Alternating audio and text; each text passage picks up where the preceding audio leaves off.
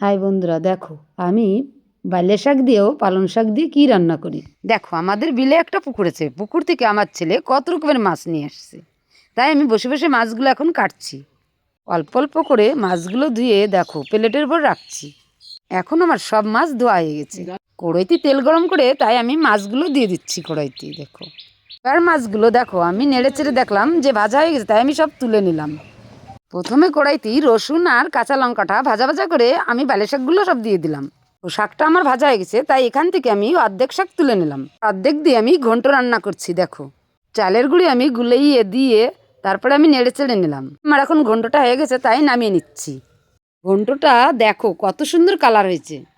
প্রথমে কড়াইতেই তেল দিয়ে তারপরে আলুগুলো ভেজে নিলাম। তারপরে জল দিয়ে মাছ ও পালং শাকগুলো দিয়ে দিলাম।